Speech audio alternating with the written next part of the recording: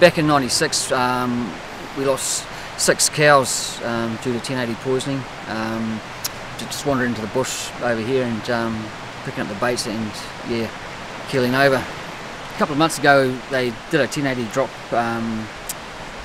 in the Puera forest here, and we lost a cattle beast to 1080. Got the vet report done $700 later, and it confirmed it was definitely 1080 poisoning. Funny thing was when they were going to pay up, they asked to write the account out as track maintenance, not as an animal actually dying of 1080. In regard to the compensation, basically we've lost 13 deer. When we're asked to put an invoice in for the deer, they actually want it marked down as stock food, not actually animals. They don't want to admit that they've killed animals. To me, that's not honest. If they're trying to cover up our stock like that, then how many other thousands of stock losses have there been over the time that they're actually whitewashing? Well, this is where our 250 sheep were poisoned. We had to sign a confidentiality clause that we wouldn't divulge what had actually happened, and that was happening up and down the country. We had no idea. You tend to be so isolated in your little area and you don't realise what's going on throughout the rest of New Zealand. And it was only later, as we made investigations, discovered that this was happening to so many other people and that it was all being hushed up. Just some of the most picturesque country you can imagine up here, and it's all been dropped, aerial dropped, 1080 poison.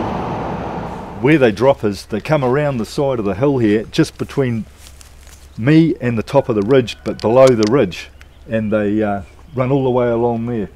Now, what happened is when they were dropping this 1080, I was here and I watched the choppers, and they were on this side of that ridge, which we believe contaminated Phil Patterson's land, and also in a stone throw is the milking shed, which is just there. What we have in this country now is an expanding dairy industry, and a lot of their runoffs are now pushing right back onto the edge of the bush, if not into the fringes of the bush on these dairy runoffs. One aerial operation, one stick of 1080 poison goes into those cows, goes into your milk, goes overseas. These are of huge concern. I've had 34 years of experience living and working right in the middle of 1080 drop zones. We've seen a lot of things happening out there that are unexplainable. We've seen a lot of ill thrift in our farm stock, a lot of unexplained deaths. We've had sheep die with 1080, up to 160 the neighbours had. We've had deer die, we've had cattle die. All of these animals had been found in paddocks with traces of 1080 in them. In 1998, 9 cows were poisoned by 1080 and their milk processed into milk powder.